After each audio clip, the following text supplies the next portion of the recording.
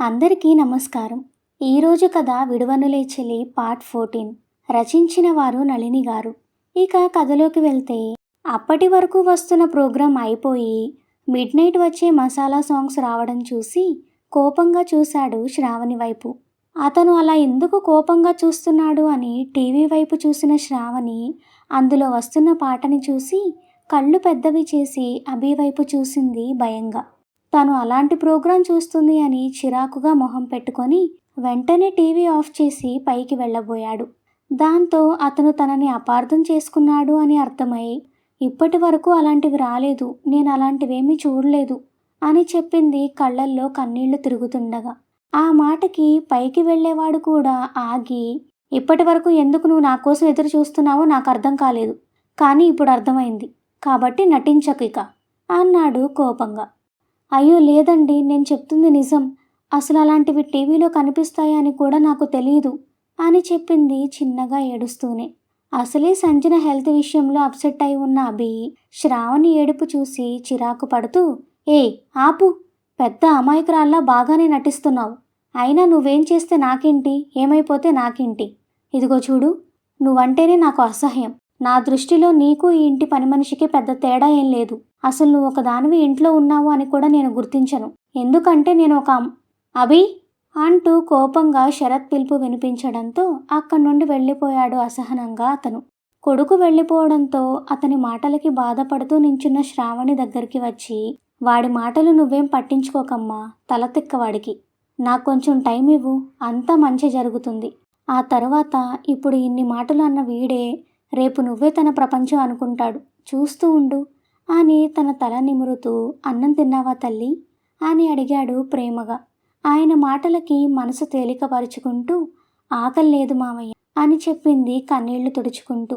అదేంటమ్మా, ఆకలి లేకపోవడం ఏంటి, అసలు రాత్రిపూట భోజనం మానకూడదు, పద నీకు నేను తినిపిస్తాను అంటూ వద్దంటున్న శ్రావణిని తీసుకువెళ్ళి బలవంతంగా డైనింగ్ టేబుల్ ముందు కూర్చోపెట్టి ఆమెని మాటల్లో పెట్టి తనే అన్నం కలిపి తినిపించాడు చిన్నపిల్లలాగా.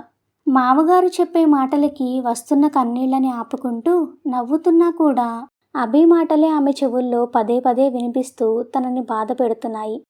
రూమ్లోకి వెళ్ళిన అభి చిరాకుగా టై తీసి విసిరి కొడుతూ, ఈడియట్, ఇంటికి రావాలంటే చిరాకు వేస్తుంది దీని మొహం చూడ్డానికి అంటూ కోపంగా తిట్టుకున్నాడే కానీ రిమోట్తో ఛానల్ మార్చడం రాక వస్తున్న సీరియల్ కానీ సినిమా కానీ లేదంటే ఆఖరికి అడ్వర్టైజ్మెంట్ వచ్చినా కూడా అదే చూడడం తప్ప తనకి ఇంకేం తెలియని వాతావరణం నుండి వచ్చిందనే చిన్న విషయం కోపంలో అసలు అభి మనసుకి కానీ మెదడుకి కానీ తట్టలేదు ఆ నిమిషంలో. అందుకే తనని తప్పుపడుతూ చిరాకు పడ్డాడు తన మీద. తర్వాత రోజు వీకెండ్ కావడం, పైగా సంజన వల్ల రాత్రి లేటుగా రావడం వల్ల సమయం 10 దాటిన తర్వాత లేచిన అభి, డాడీ కాఫీ అని అరుస్తూ కిందకి వచ్చాడు నిద్రమత్తులోనే. శరత్ గారు ఇంట్లో లేక ఒంటరిగా వంటింట్లో పని చేసుకుంటూ ఉన్న శ్రావణి అతని అరుపుకి హడావుడిగా పాలు వేడి చేసి కాఫీ కలిపి తన చేతులతో ఇస్తే తీసుకోడు అని డైనింగ్ టేబుల్ మీద పెట్టి వెంటనే అక్కడి నుండి కిచెన్ వాష్ ఏరియాలోకి పరిగెత్తింది అతనికి కనబడకుండా. ఎంత పిలిచినా పలకని తండ్రి కోసం చూస్తూ, డాడీ ఎక్కడికి వెళ్ళారు పొద్దున్నే కాఫీ ఇవ్వకుండా, అయినా ఆ మొద్దు వచ్చిన తర్వాత మా డాడీకి దాని మీద ప్రేమ పెరిగి నా మీద ప్రేమ తగ్గింది, అందుకే ఎప్పుడు నాతో సరదాగా ఉండే ఆయన అసలు ఈ మధ్య మాట్లాడడమే మానేశారు అనుకుంటూ కిచెన్ వైపు రాబోతూ ఉండగా డైనింగ్ టేబుల్ మీద వేడివేడిగా పొగలు కక్కుతున్న కాఫీ ఉండడం చూసి, ఎవరి కోసం ఈ కాఫీ, అసలు ఎవరు పెట్టారు, ఒకవేళ ఆ ముద్దు పెట్టలేదు కదా, అయినా ఇల్లంతా ఖాళీగా ఉంది, ఎవరూ కనబడడం లేదు, ఇది ఎక్కడ చచ్చింది అనుకుంటూ, ఎప్పుడూ ఆ వంటింట్లో పడి ఏడవడమేగా దాని పని, ఒకవేళ దానికోసం కలుపుకుందా దీన్ని అనుకుంటూ కిచెన్లోకి తొంగి చూశాడు ఒకసారి. కానీ అక్కడ ఎవరూ లేకపోవడంతో ఎక్కడికి వెళ్ళింది ఇది అనుకుంటూ, ఎక్కడికి వెళ్తే నాకేంటి, కాఫీ అయితే ఫ్రెష్గా ఉంది కాబట్టి మనమే తీసుకుందాం అనుకుంటూ కప్పు తీసుకొని బయటకు వెళ్ళిపోయాడు. ఆ తరువాత మెల్లగా కిచెన్లోకి వచ్చి కిటికీ నుండి బయటకు చూసిన శ్రావణికి స్లీవ్లెస్ బ్లాక్ టీషర్ట్లో జీన్స్ షార్ట్లో కాఫీ సిప్ చేస్తూ గార్డెన్లోకి వెళ్తున్న అభి కనబడటంతో గండం గడిచింది అనుకుంటూ మళ్ళీ యథావిధిగా తన పనిలో తను పడింది. కాఫీ తాగి గార్డెన్ చుట్టూ రౌండ్స్ వేస్తూ టైంపాస్ చేసి లోపలికి వచ్చిన అభి కప్పు పెట్టడానికి కిచెన్లోకి వెళ్ళగా వంటిల్లు మొత్తం నీట్గా సర్దిపెట్టి ఉంది. అలాగే ఎప్పుడూ గిన్నెలతో నిండిపోయి ఉండే సింక్ ఇప్పుడు నీట్గా కడిగి తళతళ మెరుస్తూ కనబడింది. దాంతో కిచెన్ మొత్తం ఒకసారి చూడగా చాలా చక్కగా ఆర్గనైజ్ చేసి ఉండడం చూసి భుజాలు ఎగరేసి కప్పు పెట్టి బయటకు వెళుతుండగా పక్కన వాష్ ఏరియా నుండి ఏదో సౌండ్ రావడంతో అటు వెళ్ళి చూసిన అభికి తన బట్టలు వాష్ చేస్తూ కనిపించింది శ్రావణి. ఆమెను చూసి ఆశ్చర్యపోయాడు అభి.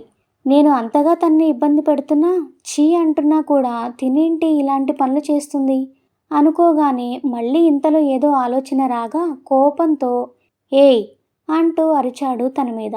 ఉన్నట్టుండి వచ్చిన అరుపుకి ఉలిక్కిపడి ముందుకి పడబోయింది. కాస్త తమాయించుకొని వెనక్కి తిరిగి చూసి తననే కొట్టేలా చూస్తున్న అభిని చూడగానే భయం వేసింది. దాంతో చేతులు నలుపుకుంటూ లేచి నిలబడి మొహమంతా బేలగా పెట్టుకొని చూసింది అతన్ని. ఏంటే ఈ పనులు? అంటే నా పనులు నువ్వెందుకు చేస్తున్నావు? నేను నీకు చెప్పాను కదా నువ్వు నా పనులు చేయడం కానీ నా వస్తువులు ముట్టుకోవడం కానీ చేయకూడదు అని. మరెందుకు చేస్తున్నావు అంటూ తనకి దగ్గరగా వెళ్ళాడు కోపంగా అరుస్తూ. అతను అలా రావడంతో కంగారుగా వెనక్కి 2 అడుగులు వేసింది. కానీ ఆ వెనకే గోడ ఉండడంతో ఇంకెక్కడికి వెళ్ళలేక అక్కడే ఆగిపోయింది. మాట్లాడవేంటి? ఏం మోగదానివా అంటూ కోపంగా దగ్గరికి వెళ్ళి తన చేయి పట్టుకున్నాడు గట్టిగా. అతని కోపానికి నలిగిపోతున్న ఆమె చేయి కలిగిస్తున్న నొప్పికి కళ్ళలో కన్నీళ్లు తిరగగా చేతిని విడిపించుకోవాలని చూస్తూ బాధగా అతని కళ్ళలోకి చూసింది శ్రావణి. ఎంత పని చేస్తున్నా కూడా మొహంలో తాజాదనాన్ని కానీ చిరునవ్వు కానీ తగ్గనివ్వని ఆమె కన్నీళ్లు నిండిన ఆ కళ్ళని చూసిన అతనికి ఏమైందో తెలియదు కానీ కావాలని ఆమెని బాధపట్టడానికి నలిపేస్తున్న తన చేతిని టక్కున వదిలేశాడు అభి. అతను వదిలేయగానే ఎర్రగా కందిపోయిన తన చేతిని చూసుకుంటూ నొప్పిగా ఉండడంతో మరో చేత్తో దాన్ని తడుముకుంటూ అతని వైపు చూసింది శ్రావణి. ఆ చూపులో ఎన్నెన్నో భావాలు తొణికిసలాడగా మొదటిసారిగా 1 నిమిషం పాటు శ్రావణి మీద చిన్న జాలి ఏర్పడింది అతని మనసులో. కానీ అంతలోనే దీని మీద నాకు కోపం తప్ప ఇంకే ఫీలింగ్ రావడానికి వీల్లేదు. కేవలం దీనివల్లే ఈరోజు సంజు నేను పెళ్లి చేసుకోవడానికి ఎంత ఆలోచించాల్సి వస్తుంది. ఇదే లేకపోతే మేమిద్దరం చాలా హ్యాపీగా ఉండేవాళ్ళం అనుకొని ఏంటి ఆ చూపు అని అడిగాడు శ్రావణిని. కన్నీళ్లు తుడుచుకుంటూ ఏం లేదు అన్నట్టు తల తిప్పగా ఎందుకు నా డ్రెస్ ముట్టుకున్నావు నువ్వు అని అడిగాడు. అది దాని మీద రక్త మరకలు ఉన్నాయండి అని చెప్పింది. దాంతో ముందు రోజు సంజుని హాస్పిటల్కి తీసుకువెళ్ళడం గుర్తు వచ్చి ఓ అవును కదా అనుకొని అంతలోనే ఉంటే ఉంటాయి వాటిని వాషింగ్ మిషన్లో వేయి అంతేకాని నువ్వెందుకు ఉతుకుతున్నావు అని అడిగాడు మొండిగా. అది కాదండి, నాకేమో దానిలో ఎలా వేయాలో రాదు, మామయ్య గారేమో లేరు అందుకే. తనకి వాషింగ్ మిషన్ ఆన్ చేయడం రాదని చెప్పగానే విసుగ్గా తల పట్టుకొని డాడీ లేకపోతే పని మనిషి ఉంది కదా అన్నాడు నొక్కి మాట్లాడుతూ కోపంగా. అతని కోపానికి మరింతగా ముడుచుకుపోతూ భయంగా ఆవిడని మానిపించేశారండి మామయ్య గారు అని చెప్పింది ఏడుపు మొహంతో. వాట్? అంటే పని మొత్తం నేనే చేస్తున్నాను అని చెప్పింది చిన్నగా. ఓ గాడ్, మా డాడీకి ఏమైంది అనుకుంటూ ఎప్పటి నుండి చేస్తున్నావు ఇదంతా అని అడిగాడు. నేను ఇంటికి వచ్చిన దగ్గర నుండి. ఉఫ్, అంటే క్లీనింగ్ కోసం నువ్వు నా రూమ్లోకి వస్తున్నావు అన్నమాట అని అడిగాడు కోపంగా. ఏం మాట్లాడలేదు శ్రావణి. తన మౌనంలోనే సమాధానం అర్థమవ్వగా చూడు, రేపటి నుండి మానేసిన పనమ్మాయి మళ్ళీ రావాలి. అలాగే నువ్వు మాత్రం నా పనులు ఏం చేయడానికి కానీ నా వస్తువులు ఏవి ముట్టుకోవడానికి కానీ వీల్లేదు. ఏంటి అర్థమైందా అని అడిగాడు విసుగ్గా. వెంటనే అర్థమైంది అన్నట్టు తల తిప్పింది బాధగా. మా డాడీ ఎక్కడికి వెళ్ళాడు? ఎవరితో పెళ్ళి ఉంది అని వెళ్ళారండి, సాయంత్రం వస్తాను అన్నారు అని చెప్పింది కన్నీళ్లు బయటకు రాకుండా ఆపుకుంటూ. ఓ సాయంత్రం వస్తారా అని ఏదో కన్నింగ్ ఆలోచనకి తెరలేపాడు వెంటనే. సరే, నేను 5 నిమిషాల్లో ఫ్రెష్ అయ్యి వస్తాను. నా కోసం రవ్వ దోశతో పాటు కొబ్బరి చట్నీ రెడీ చేసి పెట్టు. అది కూడా నేను వచ్చేటప్పటికి రెడీగా ఉండాలి. 1 నిమిషం అటు ఇటు అయినా నీకు నా చేతుల్లో ఉంటుంది. అలాగే అంటూ భయంగా తల ఆడిస్తుంది శ్రావణి. అంటూ అక్కడి నుండి వెళ్ళబోతూ మళ్ళీ చెప్తున్నా, కరెక్ట్గా టైంకి రెడీగా ఉండాలి, లేదంటే మొన్న పడింది చూసావా నా చేతుల్లో, అలా పడుతుందన్నమాట. అయినా గుర్తుంటుందిలే నీకు, అసలే గాయం ఇంకా మానినట్టు లేదు కదా అంటూ నుదుటి మీద ఉన్న గాయాన్ని చూస్తూ సైడ్ స్మైల్తో అక్కడి నుండి వెళ్ళిపోయాడు. అతను చెప్పింది వినగానే గుండెల్లో రైళ్లు పరిగెత్తాయి భయంతో శ్రావణికి. దాంతో బట్టల పని వదిలేసి వెంటనే అక్కడి నుండి వంటింట్లోకి వెళ్ళింది. టైం చూసుకుంటూనే ముందుగా ఫ్రిడ్జ్ నుండి కొబ్బరి తీసి చట్నీ చేయడానికి అన్నీ రెడీ చేసుకొని మామగారు మిక్సీ వేయడం నేర్పించడంతో గబగబా ముందు ఆ పని చూసింది. ఆ తరువాత పెనం స్టవ్ మీద పెట్టి పిండి కలుపుకుంటూ కంగారుగా టైం చూడగా ఇంకా ఒక్క నిమిషమే ఉండడంతో గబగబా దోశ వేసి ఇంకో పక్క చట్నీ తాలింపు పెట్టింది. 10 నిమిషాల తర్వాత ఫ్రెష్గా హెడ్ బాత్ చేసి తాపీగా నైట్ ర్యాక్లో రెడీ అయి కిందికి వచ్చాడు అభి. అప్పటికే డైనింగ్ టేబుల్ మీద తన కోసం టిఫిన్ రెడీగా ఉండడం చూసి శ్రావణి కోసం చూశాడు వంటింట్లోకి. గోడ పక్కకి నిలబడి అతని వైపే చూస్తూ ఉంది. ఏమంటాడో ఏంటో అని కంగారుగా శ్రావణి. చెప్తా నీ పని అనుకుంటూ వాటన్నింటినీ చూసి చైర్లో కూర్చొని ఏయ్ వచ్చి పెట్టు అని పిలిచాడు ఫోన్ చూసుకుంటూ. అసలు తన చేతి కాఫీ కూడా తీసుకొని అతను ఇప్పుడు తననే వడ్డించమని పిలవడంతో కంగారుగా బయటికి వచ్చి ప్లేట్ పెట్టి దోశ విత్ చట్నీని పెట్టింది ప్లేట్లో. దాంతో ప్లేట్లో చేయి పెట్టి తినబోగా చేతికి దోశ చల్లగా తగలడంతో దానిమీద చేయి తీసి ఆమె వైపు చూశాడు సీరియస్గా. ఏమైందో అర్థం కాక కంగారుగా చూసింది అతన్ని. ఏం మాట్లాడకుండా మౌనంగా పైకి లేస్తున్న అతన్ని చూసి భయంగా వెనక్కి జరిగింది శ్రావణి. నేనేం చెప్పాను నీకు అని అడిగాడు తన దగ్గరికి వెళుతూ సీరియస్గా. రవ్వ దోశ కొబ్బరి చట్నీ అన్నారండి. మీరు చెప్పినట్టుగానే 2 చేశాను. అలాగే లేట్ కూడా చేయలేదండి. 5 నిమిషాల్లో చేసి పెట్టాను అంటూ అమాయకంగా చెప్తూ భయంగా అడుగులు వెనక్కి వేసింది.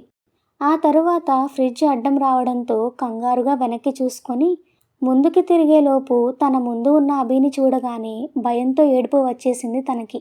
ఆహా, అన్ని టైం లోపలే చేశానంటావు అవునంటూ తల నిలువుగా ఊపింది ఏడుపు మొహంతో. అయితే మరి అన్నీ కరెక్ట్గా ఉండాలి కదా, ఎందుకు దోశ ఆరిపోయింది? ఇప్పుడు ఆరిపోయి చల్లగా ఉన్న ఆ దోశని నేను తినాలా అని అడిగాడు. దాంతో అతనికి కోపం ఎందుకు వచ్చిందో అర్థమై క్షమించండి అంది కన్నీళ్లతో. ఓహో, ఇప్పుడు నేను నీ ఏడుపు చూసి పాపంలే అని ఆ దిక్కుమాలిన దోశని తినేస్తాననుకున్నావా? నిన్ను అంటూ వేగంగా చేతిని గాల్లోకి ఎత్తాడు. అతను అలా చేతిని ఎత్తడంతో భయంగా మొహానికి చేతులు అడ్డం పెట్టుకొని తలని పక్కకి వంచింది శ్రావణి. అలా వంచినప్పుడు ఆమె మెడలోని నల్లపూసల కింద తను కట్టిన పసుపు తాడు పచ్చగా మెరుస్తూ ఆమె ఓణి నుండి బయటపడడమే కాకుండా అతనిలో ఆవేశాన్ని అప్పటికి చల్లార్చి జరిగిన తమ పెళ్లిని అలాగే తన భార్య అన్న విషయాన్ని అతనికి గుర్తు చేసింది. అది చూస్తూనే కిందకి దించిన అతని చేతిని డైనింగ్ టేబుల్ చైర్కి వేసి చిరాకుగా కొట్టుకుంటూ వెళ్ళి మళ్ళీ వేడిగా దోశ వేసుకురా పో అంటూ కోపాన్ని కంట్రోల్ చేసుకుంటూ విసుగ్గా అరిచాడు. చెయ్యి ఎత్తిన అతను కొట్టకుండా కిందకి దించి తనని వెళ్ళమనడంతో వేగంగా కొట్టుకుంటున్న గుండెని చేతబట్టుకుంటూ వెంటనే అక్కడి నుండి భయంగా వెళ్ళిపోయింది శ్రావణి. ఆమె వెళ్ళిన తర్వాత అని అరుస్తూ ఇది వచ్చిన దగ్గర నుండి నాకు మనశ్శాంతి లేకుండా చేస్తుంది అనుకుంటూ అక్కడి నుండి తన రూమ్కి వెళ్ళిపోయాడు కోపంగా అతను. అతని అరుపుకి ఇంకొంచెం భయం వేసి చకచకా మళ్ళీ దోశ వేయడం స్టార్ట్ చేసింది ఏడుస్తూ శ్రావణి. కాసేపటికి కింద లేని అతని కోసం దోశ ఎలా అతనికి ఇవ్వాలో అర్థం కాక ఒకవేళ పైకి వెళ్ళి ఇద్దామంటే తిడతాడేమో అని భయం. పోని పిలుద్దామంటే తనకి అంత చనువు కానీ ధైర్యం కానీ లేవు. అలా కాకుండా ఎదురు చూద్దామంటే మళ్ళీ దోశలు ఆరిపోతే ఏమంటాడో. అలా 2 నిమిషాలు ఆలోచించి ఏదైతే అదవ్వని అని ప్లేటు వాటర్ బాటిల్ తీసుకొని పైకి వెళ్ళింది భయంగా. శ్రావణి పైకి వెళ్ళేటప్పటికి డోర్ ఓపెన్ చేసే ఉండడంతో లోపలికి అడుగు పెట్టడానికి ధైర్యం చాలక గుమ్మంలో నిలబడింది. కానీ అతను ఫోన్లో బిజీగా ఉండి ఆమెను పట్టించుకోలేదు. ఇప్పుడు ఎలా ఉంది సంజు అని అడిగాడు అభి సంజనకి కాల్ చేసి. నవ్ ఐఎమ్ ఫైన్ అభి అంది నీరసంగా. అంత నీరసంగా మాట్లాడుతూ బాగున్నానంటావేంటి సంజు? నిజం చెప్పు, బాగున్నావా? అసలు రాత్రి నిన్ను అలా చూసి నాకెంత భయం వేసిందో తెలుసా? నా చేతుల్లోనే నువ్వు అలా జారిపోతుంటే ప్రాణం పోయినట్టు అనిపించింది బేబీ. నిజం, ఆ క్షణం నేను ఫీల్ అయిన పెయిన్ చెప్పినా అర్థం కాదు. ప్లీజ్ రా బుజ్జి, నా కోసం నువ్వు హెల్దీగా ఉండరా. టైంకి తిను, మంచి డైట్ ఫాలో అవ్వు డాక్టర్ చెప్పినట్టు. అసలు ఇంకో ఆలోచన పెట్టుకోకు నాన్న ప్లీజ్ అని బ్రతిమిలాడాడు. నాకు వేరే ఆలోచనలు ఏముంటాయి అభి, మన గురించి మాత్రమే నా బాధ అంతా అంది బాధగా తను. అరే అసలు మన గురించి బాధ ఎందుకురా నీకు? నేనున్నాను కదా, నన్ను నమ్మడం లేదా బంగారం నువ్వు అని అడిగాడు బాధగా. చాచా నేను నిన్ను నమ్మడం లేదంటే నన్ను నేను నమ్మనట్టే. కానీ పరిస్థితుల మీద నాకు నమ్మకం లేదు అంది బాధగా. అసలు పరిస్థితులేంట్రా పరిస్థితులు? నేను నీవాణ్ణైనప్పుడు అవన్నీ మన చేతిలోనే ఉంటాయి. నువ్వు వాటి గురించి అనవసరంగా ఎక్కువ ఆలోచించి హెల్త్ పాడు చేసుకోకు. అసలు మన లైఫ్ గురించి ఏం ఆలోచించావబ్బి అని అడిగింది భయంగా సంజన. అరే దీనిలో ఆలోచించడానికి ఏముంది నాన్న, త్వరలో మా డాడీని ఒప్పించి మనం పెళ్లి చేసుకుంటున్నాం, అదే ఫిక్స్. ఇక నువ్వేం టెన్షన్ పడకు. మరి తను ఎలా అభి? బేబీ ఇదే ఫస్ట్ అండ్ లాస్ట్ చెప్తున్నా. అసలు తన గురించి మన మధ్యలో మాటలు అనవసరం. అసలు తను ఒకటి ఉంది అన్నది కూడా నాకు గుర్తుండదు. అలాంటిది నువ్వెందుకు తన గురించి ఆలోచిస్తున్నావు అంటూ తల ఎత్తి చూశాడు డోర్ వైపు అభి.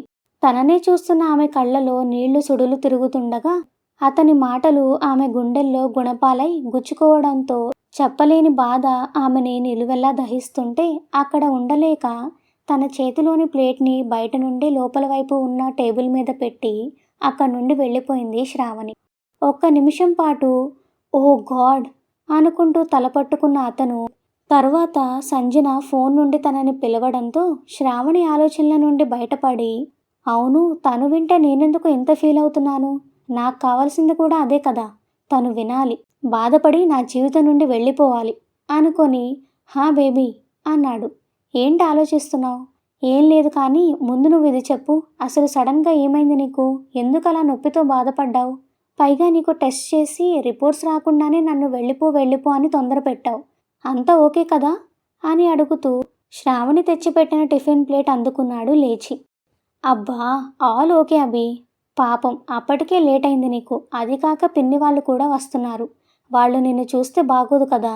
మన పెళ్లి వరకు నీ గురించి ఎవరికీ తెలియకూడదు అభి, లేదంటే నీ లైఫ్ గురించి నీ పెళ్లి గురించి కూడా తెలిసిపోతుంది అంది సంజన. ఓకే ఓకే నువ్వెలా అంటే అలా, కానీ నీకు ఏ హెల్త్ ప్రాబ్లం లేకుండా హ్యాపీగా ఉంటే అంతే చాలు అనుకుంటూ దోశ తుంచి నోట్లో పెట్టుకోగా ఆ టేస్ట్ అతనికి చాలా చాలా నచ్చేసి ఆస్వాదిస్తూ తింటూ డోర్ వైపు చూశాడు. ఎందుకో ఇంకా శ్రావణి అక్కడే ఉన్న ఆలాపనగా తనకి. ఓకే అభి నేను కాసేపు రెస్ట్ తీసుకుంటాను, bye. Okay take care baby అంటూ కాల్ కట్ చేశాడు. ఫోన్ పక్కన పెడుతూ చూడ్డానికి పల్లెటూరుదైనా వంట మాత్రం బాగా చేస్తుందనుకుంటా, టేస్ట్ సూపర్ ఉంది అనుకున్నాడు మనసులో. కిందకి వెళ్ళిపోయిన శ్రావణి నేరుగా తన గదిలోకి వెళ్ళి తలని కాళ్ల మధ్యలో పెట్టుకొని ఏడుస్తూ ఒక మూల కూర్చుండిపోయింది. అమ్మా ఎందుకు నన్ను వదిలి వెళ్ళిపోయావు? నీతో నన్ను కూడా తీసుకువెళ్ళొచ్చు కదా. నాకంటూ ఇక్కడ ఎవరున్నారని నన్ను వదిలి వెళ్ళావమ్మా. నేనెక్కడ ఉన్నా అందరికీ బరువే, నాలాంటి దురదృష్టవంతురాల్ని ఎందుకు కన్నావమ్మా అని బాధపడుతూ ఏడుస్తూ ఉండిపోయింది. టిఫిన్ చేయడం అయిపోగానే ప్లేట్ తీసుకుని కిందకి వచ్చిన అభి దాన్ని కిచెన్ సింక్లో పెట్టేసి అక్కడెక్కడా కనబడిన శ్రావణి కోసం చూస్తూ బయట వాష్ ఏరియా కూడా చూసుకొని తను ఎక్కడా కనబడకపోవడంతో ఏంటిది ఇంట్లో లేదు, ఎక్కడికి వెళ్ళుంటుంది అని ఆలోచిస్తూ తన రూమ్కి వెళుతుండగా అసలు ఆ ఇంట్లో ఆమె ఎక్కడ ఉంటుందో కూడా తెలియని అతను కింద ఉన్న రూమ్ డోర్ తీసేసి ఉండడం చూసి ఇదేంటి డోర్ తీసి ఉంది అనుకుంటూ అటు వెళ్ళాడు. కరెక్ట్గా గుమ్మం దగ్గరికి వెళ్ళిన అతనికి చిన్నపాటి వెక్కిళ్ళు శబ్దం రావడంతో తల లోపలికి పెట్టి చూడగా డ్రెస్సింగ్ టేబుల్కి పక్కగా ఉన్న మూలలో కూర్చొని ఏడుస్తున్న శ్రావణి కనబడింది. అది చూసిన అభికి విషయం అర్థమై తన వల్లే ఆమె ఏడుస్తుంది అనిపించింది. మనసంతా ఏదోలా అయిపోయింది. దాంతో అక్కడ ఉండలేక తన రూమ్కి వెళ్ళిపోయాడు విసుగ్గా. తన గురించే ఆలోచిస్తూ అటు ఇటు తిరుగుతూ ఛ ఏమైంది నాకు, ఎందుకు మరీ ఇంత హర్టింగ్గా మాట్లాడడం, అయినా అసలు దీన్ని నా రూమ్ దగ్గరికి ఎవరు రమ్మన్నారు, అనవసరంగా ఇప్పుడు దాని ఏడుపుకి నేనే కారణమయ్యాను అనుకొని 2 నిమిషాల తర్వాత అవును బాధపడుతుంది పడినివ్వు, దానికి నువ్వెందుకు ఫీల్ అవుతున్నావు, తను అలా బాధపడాలనే కదా నువ్వు కూడా కావాలని అలా మాట్లాడతావు. తను బాధపడకపోతే ఎలా నీ జీవితంలో నుండి వెళ్ళిపోతుంది? తను వింటుంది అని తెలియక అనుకోకుండా నువ్వు మాట్లాడిన మాటలు నీకే మంచి చేస్తాయి, కానీ నువ్వు అనవసరంగా ఫీల్ అవ్వడం మానే అని అడిగింది అంతరాత్మ. కానీ తన మనసు ఎందుకో దాన్ని అంత తేలిగ్గా తీసుకోకపోవడంతో గజిబిజిగా ఉన్న మనసుకి పిచ్చెక్కుతున్నట్టు ఉండడంతో తల పట్టుకొని బెడ్ మీద పడిపోయాడు. అలా పడుకున్న అతను సాయంత్రం వరకు లేవలేదు. మెలకు వచ్చి లేచి ఫోన్ తీసుకొని బాల్కనీలోకి వెళ్ళిన అతనికి ఎదురుగా కింద బ్లాక్ కలర్ లంగా ఓణీలో పువ్వులు కోసుకుంటూ గార్డెన్లో కనబడింది శ్రావణి. ఎప్పుడూ కిందకి ఉండే తన వాలు జడ తలస్నానం వల్ల క్లాత్ చుట్టి పైకి ఉండడంతో తన వెనుక భాగం అంతా స్పష్టంగా కనబడుతూ ఉంది. మనం అనుకున్నంత నల్లగా ఏం లేదిది.